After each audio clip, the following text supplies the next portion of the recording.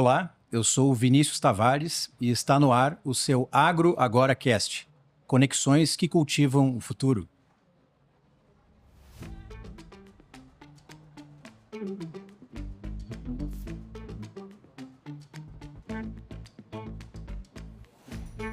Quatro instituições, o mesmo compromisso com a agricultura sustentável.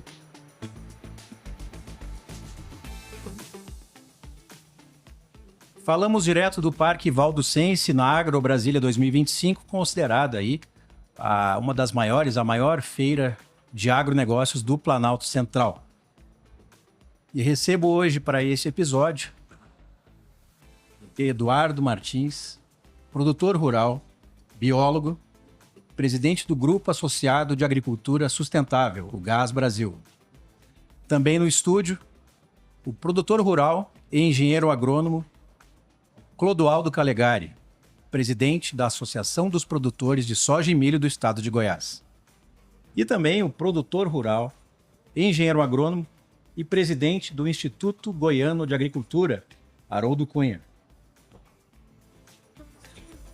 E este episódio é um oferecimento, uma parceria da Corteva AgriSciences.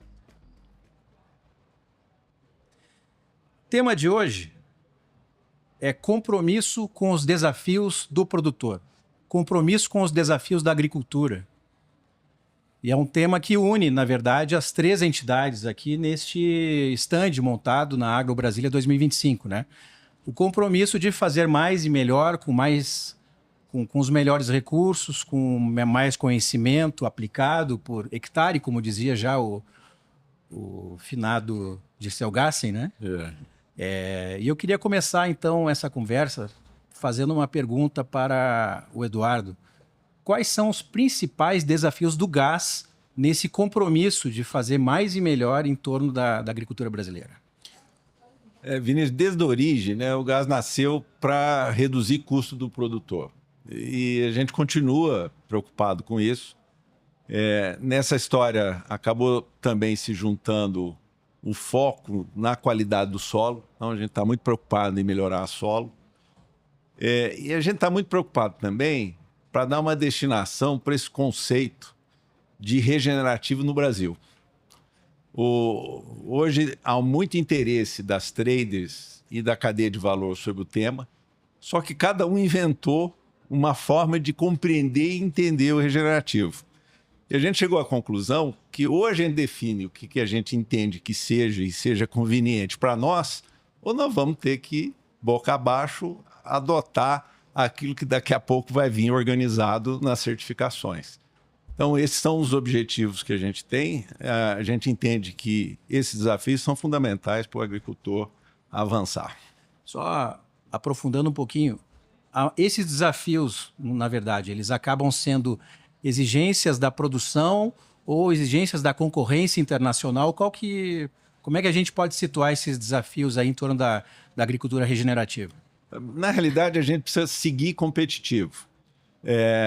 Na realidade, a gente precisa começar a dar mais condição para o agricultor manter suas contas funcionando. A gente precisa aumentar a capacidade do agricultor, lidar com resiliência climática. Se você pegar nos 20 anos e contar quantas vezes o agricultor teve perda por causa de questão climática, é um negócio absurdo. Então, no final, a gente tem muito foco ainda dentro da porteira, mas a gente precisa começar a olhar para fora da porteira também. Claro. Clodoaldo, os desafios da ProSoja Brasil não são muito diferentes dos desafios aqui do GAS, do IGA, né? São compromissos, né? Mas, assim, olhando para o produtor dentro da porteira, um olhar 360 que o produtor tem que ter, né? Tem que cuidar de tudo, né? Tem que cuidar até da imagem da soja, a imagem do milho, da agricultura brasileira. Mas, em resumo, quais são os principais 4 ou 5 grandes desafios aí no olhar da ProSoja? Olha, a ProSoja, como entidade representativa de classe, ela tem que olhar para todo o sistema. Ela tem que ter o cuidado com o ganho do produtor, com a margem do produtor, com o objetivo. Ela tem que tentar orientar o produtor para quando for fazer uma mudança de estratégia de manejo, como ingressar nas técnicas da agricultura regenerativa, que o produtor vá atrás da pesquisa, vá se informar e vá dando seus passos lentamente, para que ele não incorra num erro pesado, talvez por inexperiência, por falta de conhecimento, que lá na frente tire ele da atividade. Os trabalhos que a gente vê sendo feitos, tanto pelos órgãos de pesquisa, quanto pelo pessoal da aplicabilidade, que eu costumo dizer que o pessoal do gás, ele pega o que a pesquisa gera, transforma em pesquisa interna em propriedade e faz esse avanço de pesquisa. Então, ao fazer isso, o produtor, quando ele olha de fora e acha assim, isso é bom, vou lá. Mas calma, vai lá, mas vai conversar com quem está sabendo. Então, a gente tenta orientar nesse sentido. E a gente também atua em outras frentes, como a frente da regulação. Esse é um trabalho principalmente da AproSoja Brasil e tem o apoio e a sustentação das AproSojas estaduais, que as ações políticas, as ações legislativas para regulamentar esses processos, porque senão daqui a pouco todo o trabalho feito a campo por esse grupo que se esforça tanto para trazer uma saúde maior ao produtor rural, e quando eu falo saúde, envolve a saúde financeira, envolve a saúde do solo, envolve a saúde do seu produto final.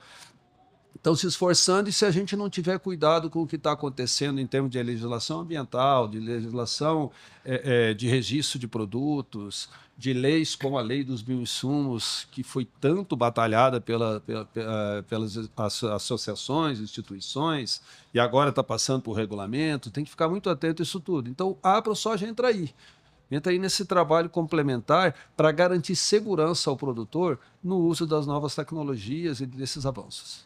Perfeito.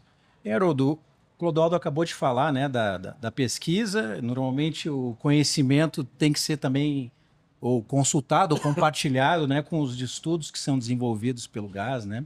E como é que o IGA entra desenvolvendo esse conhecimento, né, através dos seus laboratórios, né, através da sua área de pesquisa em Montevidéu?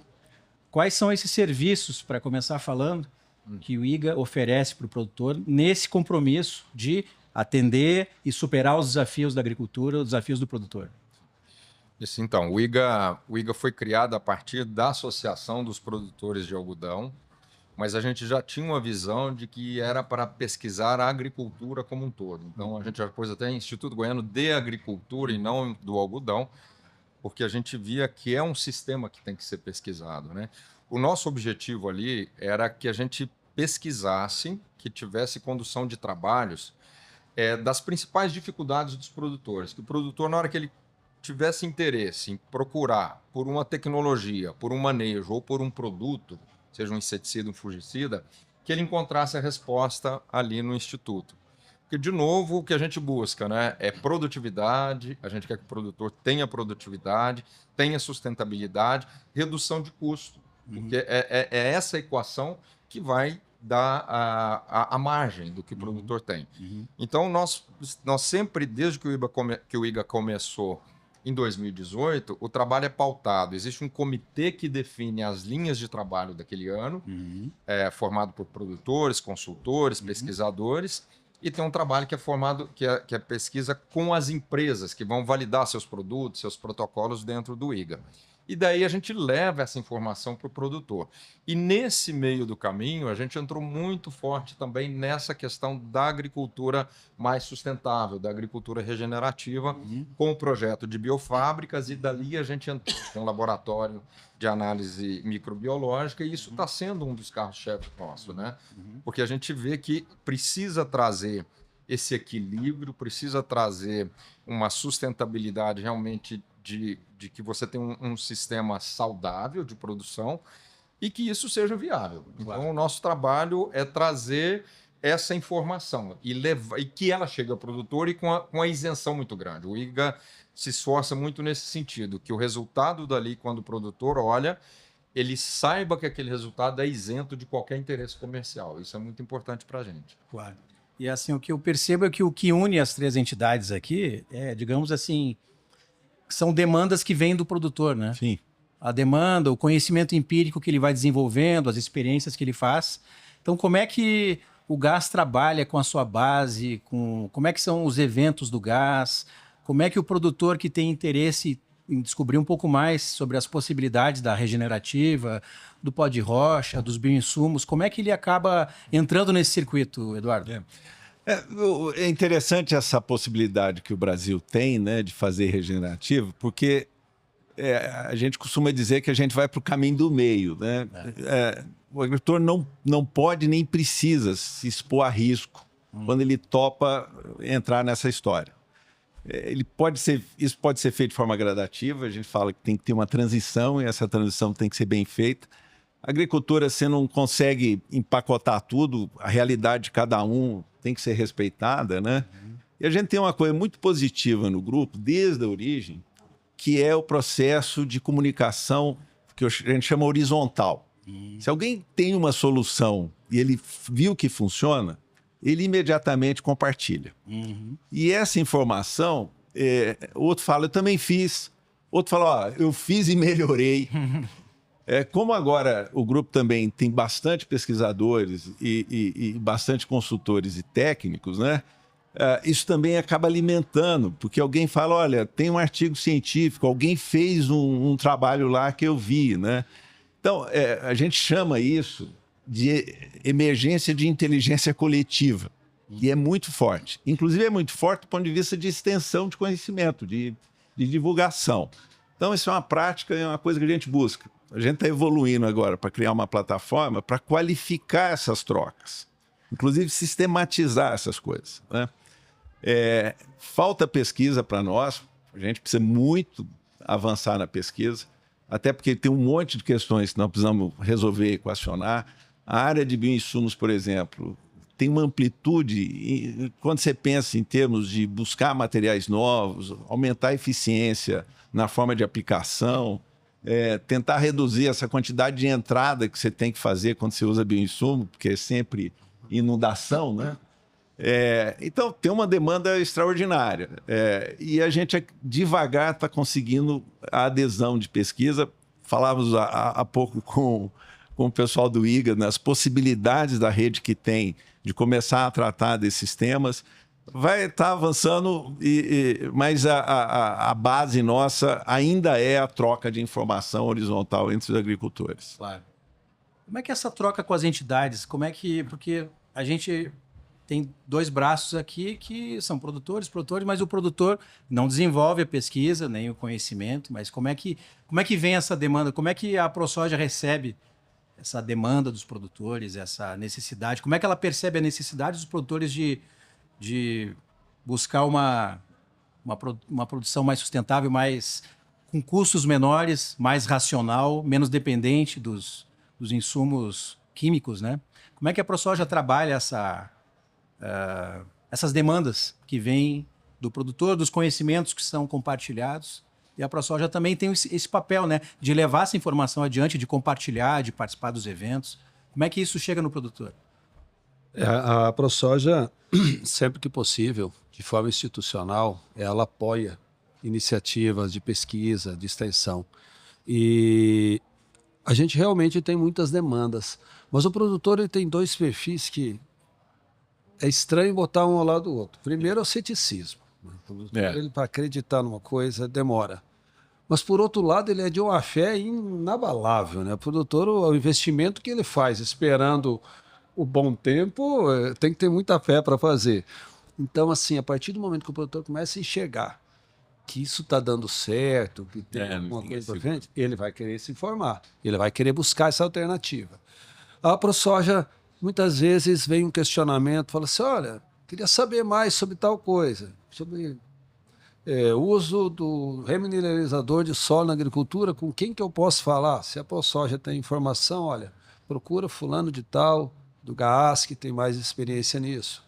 Ou então eu precisava saber de uma pesquisa de nematóides mais aprofundada. Ó. Tem o nosso parceiro, Instituto Goiano de Agricultura, que tem especialistas nessa área para te trazer uma informação mais segura. Na verdade, nós todos somos produtores. A ProSoja tem esse detalhe, ela é de produtor para produtor, ela é feita, ela é conduzida, administrada, ela é formada por produtores rurais. É um grupo de produtores que se uniu buscando defender os interesses da classe. Só que isso extrapola simplesmente a briga política, as discussões a nível de governo. A gente também faz essa troca de experiência. Muitas vezes levanta um debate num grupo de WhatsApp assim, e vai longe falando. Outras vezes é um debate ruim que vai longe também. Mas esse tipo de exposição de ideias é que você consegue fazer o interessado pescar o que realmente pode mudar o seu dia a dia.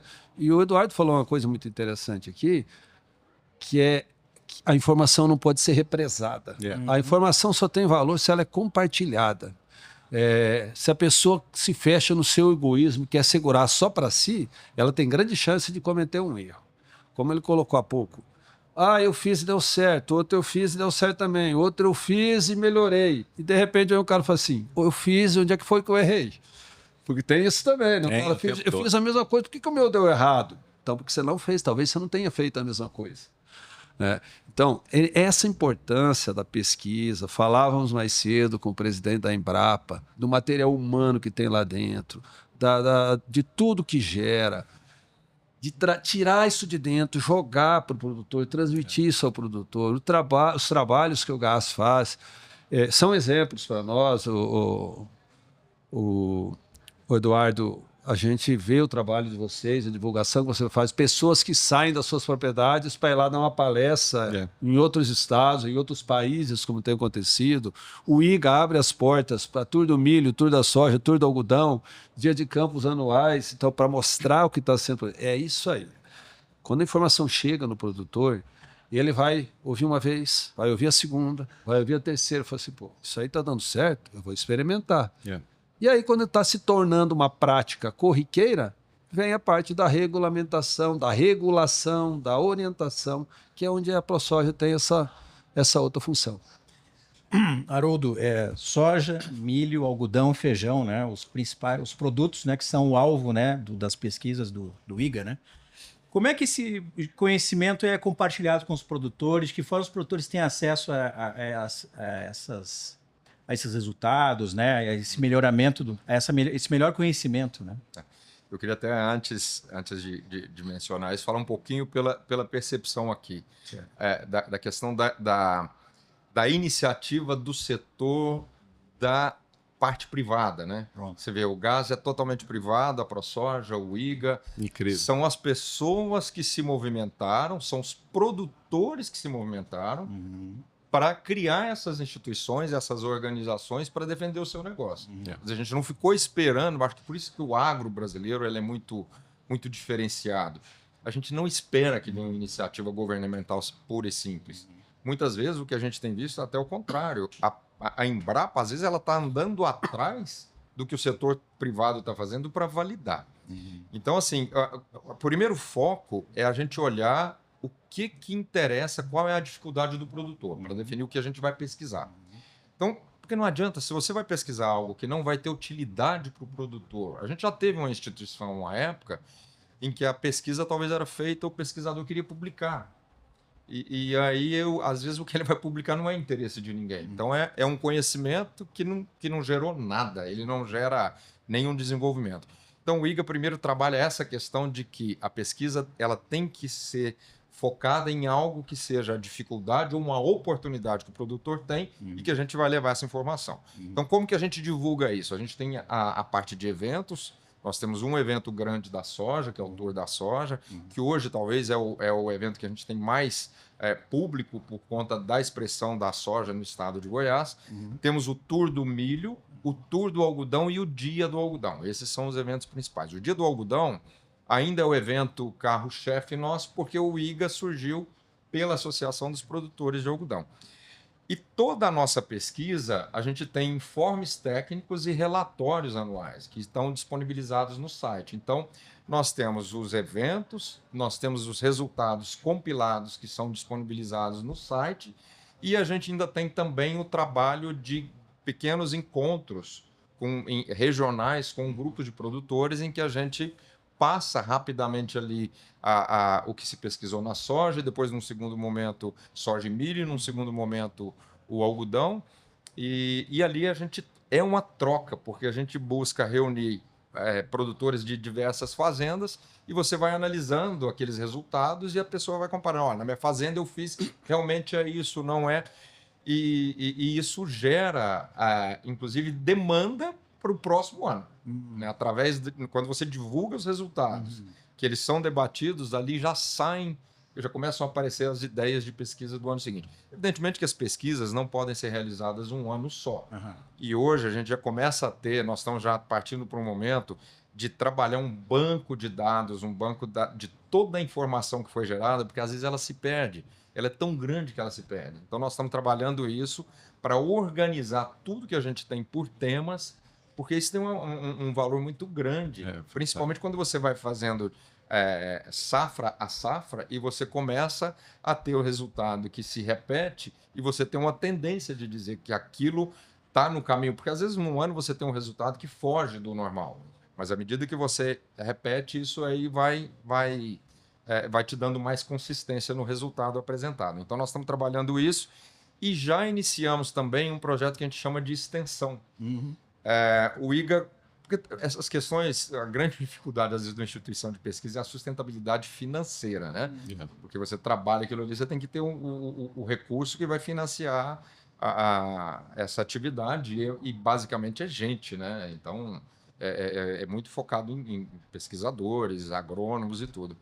E nós começamos com esse trabalho de extensão, onde o IGA já começa a desenvolver alguns protocolos regionalmente no estado.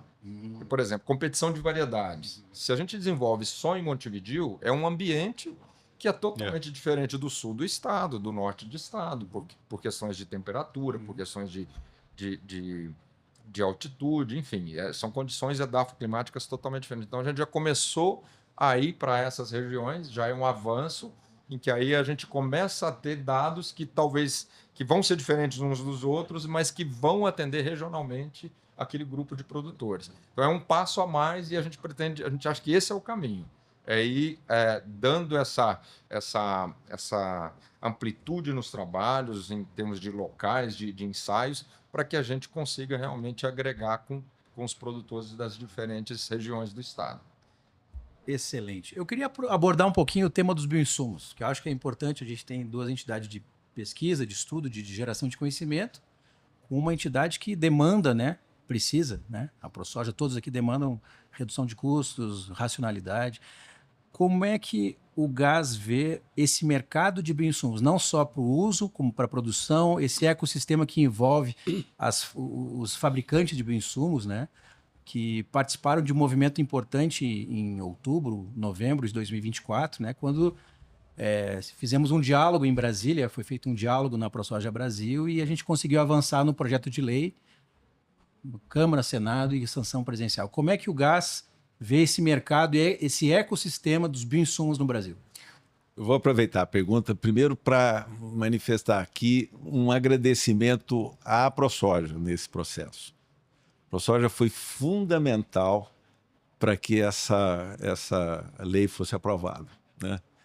Não só porque articulou, não só porque mobilizou, né? E a gente, claro, 50 e tantas entidades subscreveram uma posição. E é um negócio muito interessante, o Brasil tem carência de convergência, mas nessa lei, a construção, apesar das sensibilidades e de todo o jogo de interesse envolvido, foi aprovado nas duas casas, por unanimidade, e o presidente não vetou nada. Olha que coisa mais impressionante. É impressionante. Mas a gente acha o seguinte, bioinsumo vai ser a principal ferramenta de inovação na agricultura no futuro. Não tem, é difícil imaginar que não seja, né? A lei brasileira é uma lei que é referência mundial. Por quê? Primeiro porque ela separou o tratamento regulatório dos agrotóxicos. Se você vai na Europa, você tem que atender 200 e tantas diretivas para aprovar um biológico. Você vai nos Estados Unidos, o negócio está rachado e dividido em várias entidades. O Brasil teve a habilidade num processo incrível de juntar tudo isso, separar do outro que tem natureza de toxicidade, totalmente distinto, né? E criar uma possibilidade de diversificação de modelo que vai descentralizar. A descentralização vai envolver a possibilidade de redução do custo. E como os bioinsumos têm um potencial muito grande de substituir as moléculas químicas, você tem um impacto disso na agricultura que é impressionante e só vai avançar. E não só na agricultura, mas nos modelos de negócio também. Nos modelos. Exato. Olha, não é só o One Farm e a indústria que se organizou para atender o One Farm. Não é só o biológico de prateleira, que também as empresas que hoje são dependentes de químico não têm outra maneira, elas vão ter que migrar para os biológicos, não tem outra possibilidade, né? Mas também outros modelos que vão surgir. Vai surgir gente que vende um inóculo e que você tem lá uma estrutura que você rapidamente multiplica e aplica. Não é propriamente on-farm, é diferente. Você já tem bioreator descartável. Nessa feira tem vários exemplos aqui, né? Vai ser a maior transformação que essa agricultura nossa vai viver em função dos bioinsumos. Essa é a nossa convicção e é também a nossa experiência de campo. Eu vou pular um pouquinho, eu vou pular o Clodoaldo, vou fazer uma pergunta, já que a gente está falando de pesquisa. Como é que o IGA, Haroldo, trabalha a visão dos produtores para os bioinsumos? Nós começamos, a entrada do IGA foi uma coisa um pouco diferente. Inicialmente, nós pensávamos em alguma coisa que desse uma sustentabilidade financeira e nós pensamos em que, como tinha a ver com o nosso propósito, nós pensamos em montar uma biofábrica, produzir bioinsumos e vender, e que essa receita fosse um modo de financiar a pesquisa no IGA. E daí a gente partiu para uma outra coisa diferente. Quando a gente foi conhecendo e vendo a dificuldade, que para a gente ter também uma biofábrica, produzindo um volume constante, o investimento era muito alto, nós invertemos o processo e montamos biofábricas em fazendas e criamos uma estrutura centralizada no IGA, de laboratório em uma pequena biofábrica, exatamente para a gente desenvolver o trabalho de controle de qualidade do que se fazia em campo. E foi muito interessante, porque a gente viu que, antes de tudo, a gente tinha que ter controle de qualidade nos inóculos. A gente tinha uma quantidade de inóculos que não expressavam o que era informado muito grande.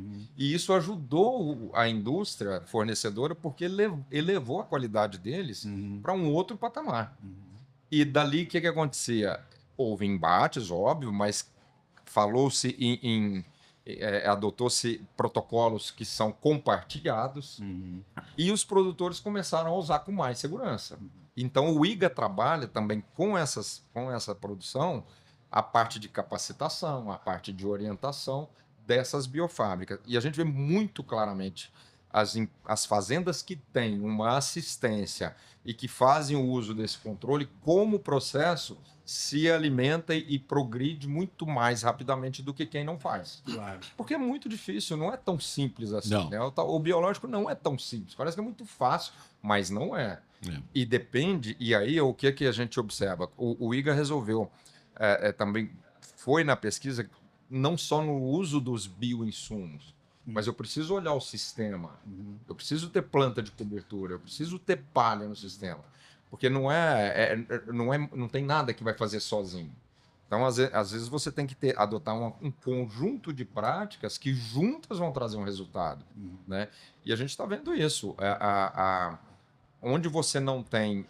o que a gente pesquisa? As melhores coberturas, os melhores sistemas. A gente tem resultados lá no IGA de anos seguidos, com várias combinações de plantas de cobertura, ou área que foi soja, milho e não teve nada, e os resultados são impressionantes. É assim, onde você fez planta de cobertura, pelo menos num ano, você tem 10 sacas a mais na soja, chega a ter 15 sacas a mais no milho no ano seguinte. Então, assim, às vezes a gente tira aquele olhar do imediatismo, que não é fácil, porque a gente precisa sobreviver naquele ano, né, Clodoaldo? Exato. Às vezes o produtor tem que fazer receita naquele ano. Mas é um processo. A gente vê que é uma construção em que isso é parte dessa nova agricultura. Nós temos isso muito forte no IGA. E aí, nesse olhar, talvez você não vai ser simplesmente só o biológico, mas a combinação do biológico com o químico. Né? E aí você vê que é uma mistura que dá certo. A gente tem resultados lá que são muito promissores nesse sentido. Então, é trazer esse conceito para que ele seja apropriado pelas fazendas e dali que isso vira uma realidade. Daqui a pouco, a gente também não tem dúvida disso, que essa agricultura mais sustentável, com o uso dos bioinsumos, e que eu acho que nós vamos fazer isso muito bem no Brasil, porque nós temos esse empreendedorismo no campo, né, no agro brasileiro, de fazendo melhor. E não vamos fazer só porque o mercado exige, porque nós vamos ver que nós vamos precisar disso. Nós precisamos disso para ter rentabilidade, para ter sustentabilidade e produção ao longo dos anos. Já tivemos aí uma série de aprendizados, de processos, né, de transformação, né? Como o plantio direto, por exemplo. Exatamente. Então, assim, já não é uma novidade mudar um sistema de produção. Né? Não.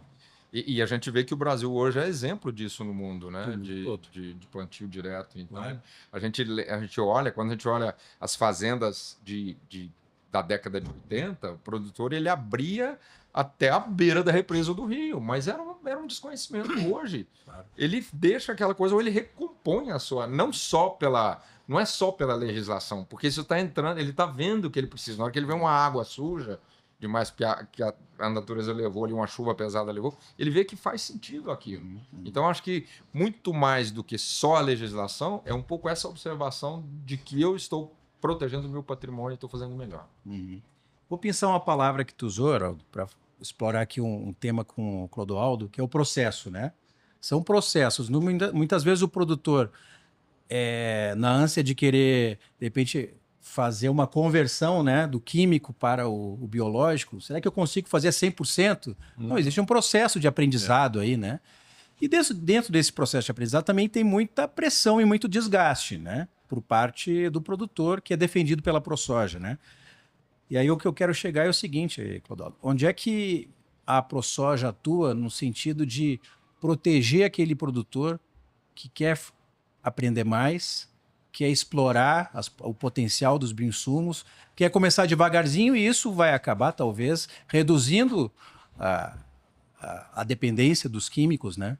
Isso a ProSoja, que é uma entidade que está na linha de frente em defesa do produtor, certamente terá muitos embates pela frente ainda, né? Como é que a ProSoja defende o produtor que quer fazer, utilizar, produzir, não para comercializar, né, mas para uso próprio os bioinsumos? Então vamos lá. Primeiramente, eu quero fazer um agradecimento à menção que o Eduardo fez pelo trabalho da ProSoja na lei dos bioinsumos.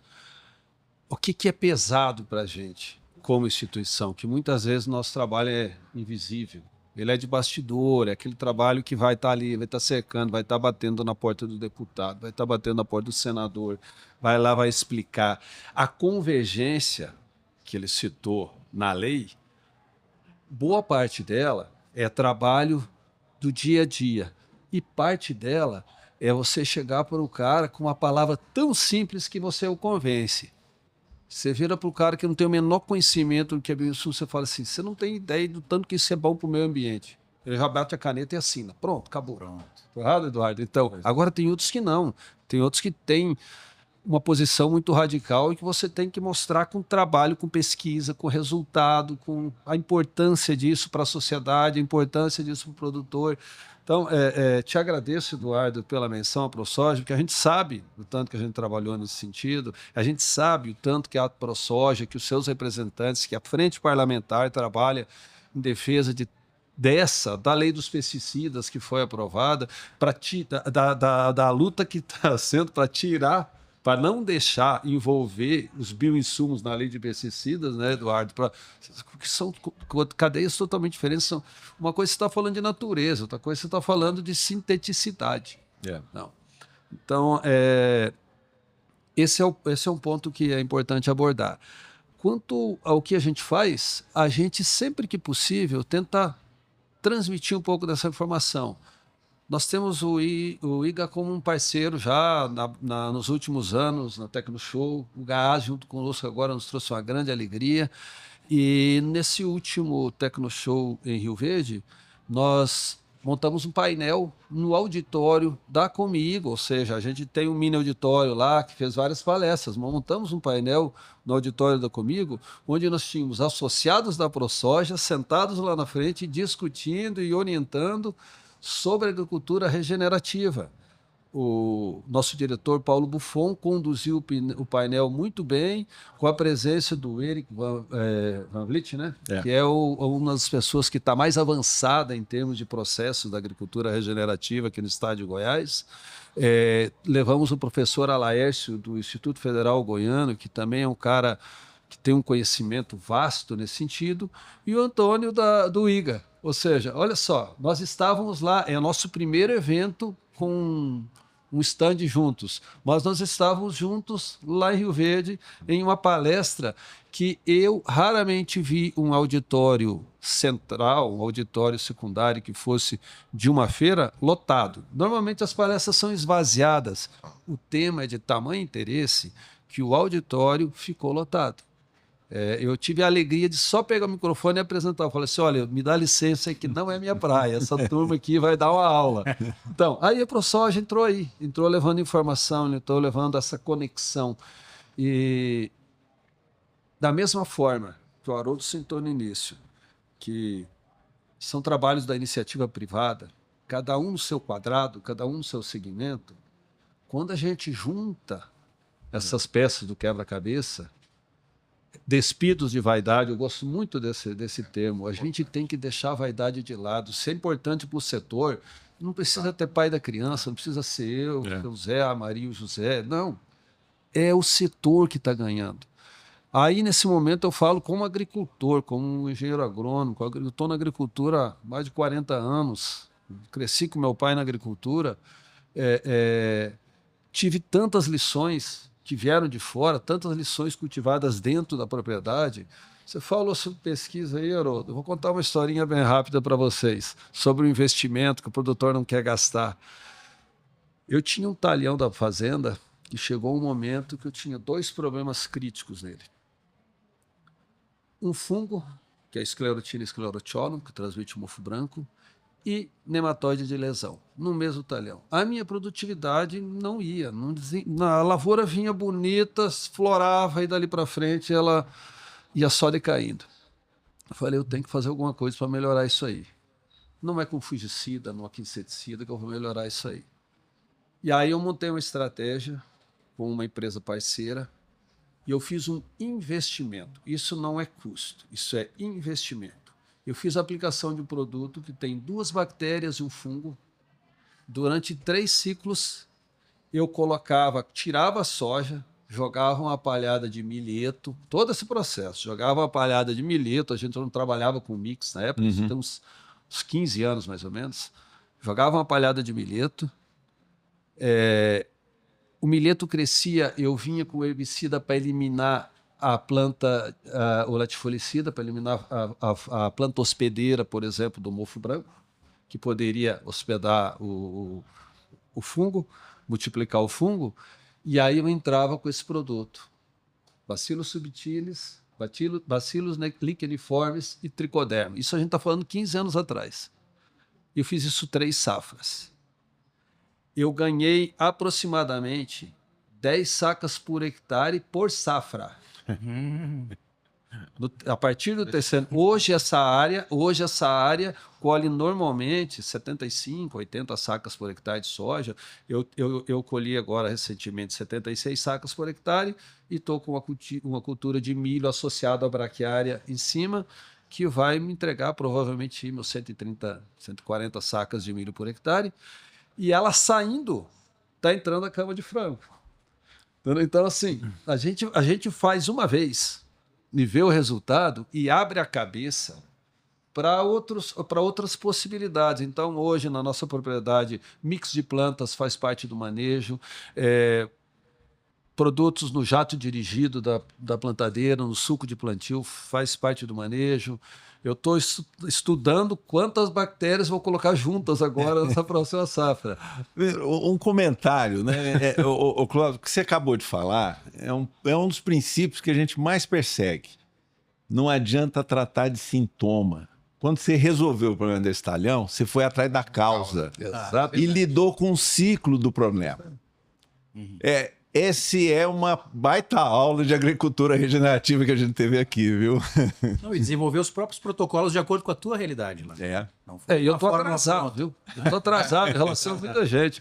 Eu sou aquele agrônomo meio devagarzinho, sabe? Eu dou um passo por vez. Mas eu estou tentando aprender com quem está mais avançado que a gente. Claro, agora, essas práticas por si só, quando você começa a pensar como solo, você pensar como a lavoura, quando você olha para a sua cultura e sabe que ela é um ser vivo, que ela depende de alimentação, que ela depende de água e que ela depende de um ambiente seguro para se desenvolver, você começa a buscar as alternativas. Você vai na prática, você vai na pesquisa, você vai na tentativa e erro, mas você busca a alternativa que pode te trazer o sucesso.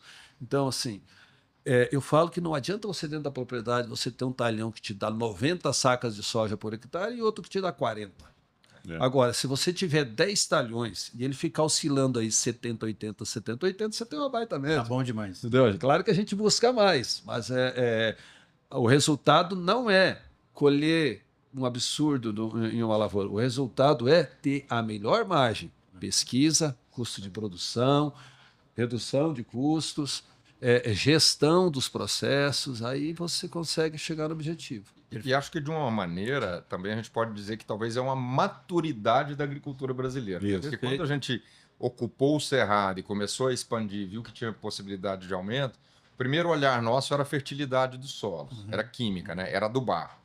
Aí, em um segundo momento depois, veio que tinha o problema da questão da estrutura do solo, da física do solo, a compactação. Então, tem que cuidar do solo não só a parte química.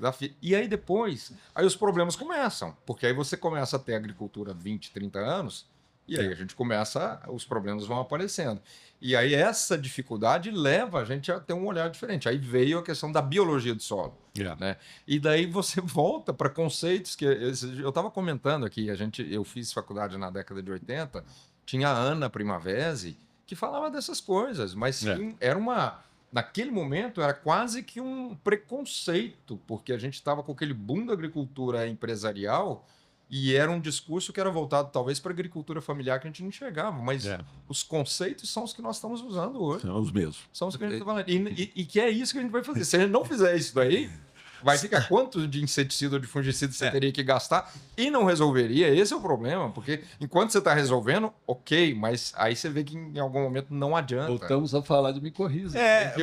Mas sabe que é muito interessante isso aí, porque são os mesmos, mas qual é a diferença?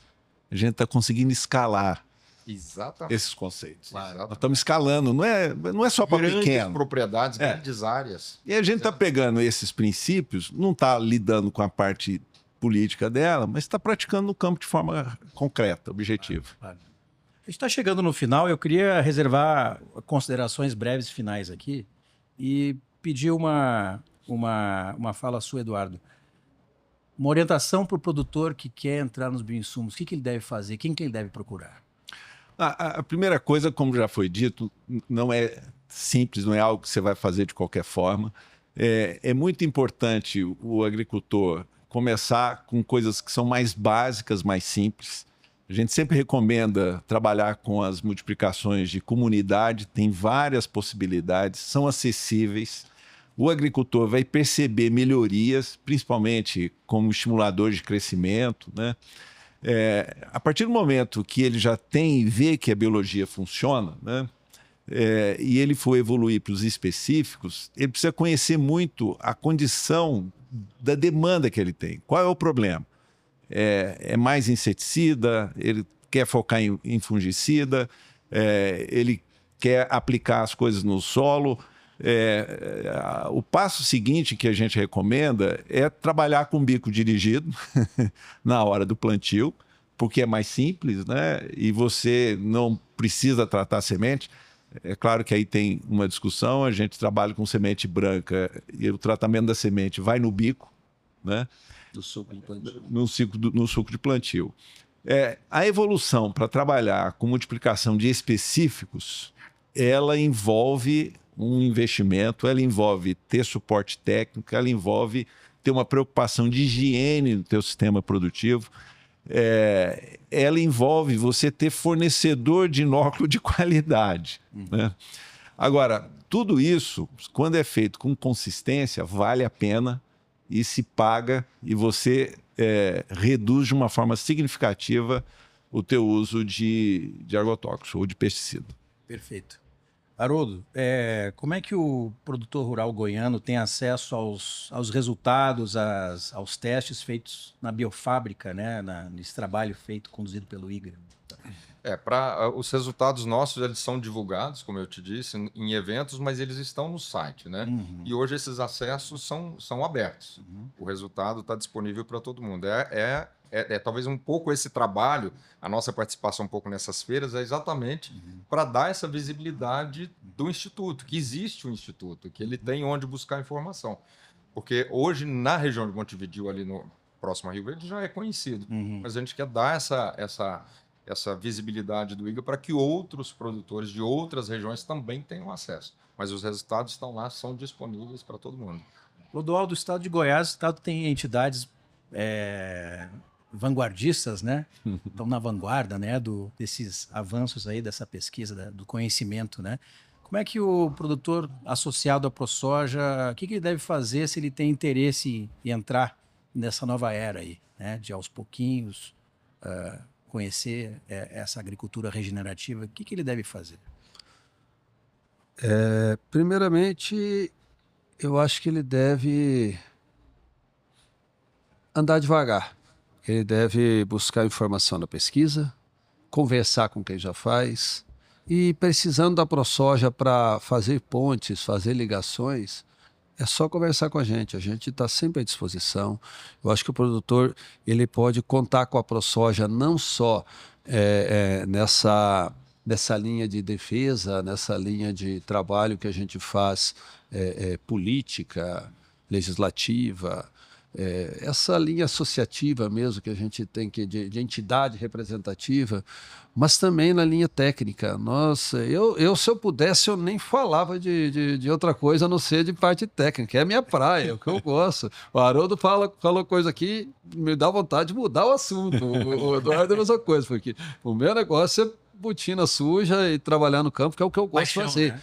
Mas é o que eu gosto de fazer, mas a ProSoja precisa que a gente se disponha. Por isso que na ProSoja a gente tem rotatividade de pessoas, rotatividade de liderança, a gente não tem reeleição, não tem perpetuação em cargo, não tem remuneração pelo que a gente faz. Não, então, assim, eu acho que isso que dá legitimidade para a ProSoja.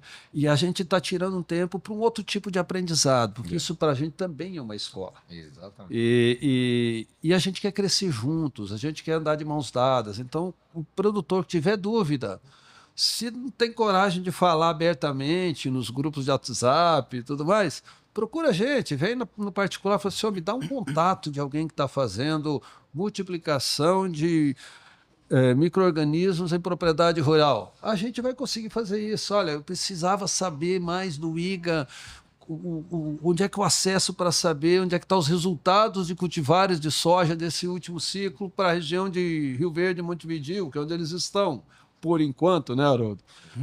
Ou então, não é o IGA. O Clodoaldo da ProSoja tem informação de um outro instituto de pesquisa de uma outra região. Vai nesse, exatamente. Entendeu? Então, assim, procura a gente, procura no particular, procura nos grupos, a gente está à disposição para tudo que for necessário para atender o produtor. Que baita conversa, quero agradecer a vocês, ao Eduardo Martins, do Gás Brasil, ao Clodoaldo Calegari, presidente da ProSoja Brasil. Goiás. A ProSoja Goiás, eu fico... Isso o Buffon vai ficar bravo com você. Então tá bom, obrigado Clodoaldo, presidente da ProSoja Goiás, e ao Haroldo Cunha, presidente do IGA. Esse episódio foi realizado em parceria com a Corteva AgriScience, direto da AgroBrasília 2025. Muito obrigado.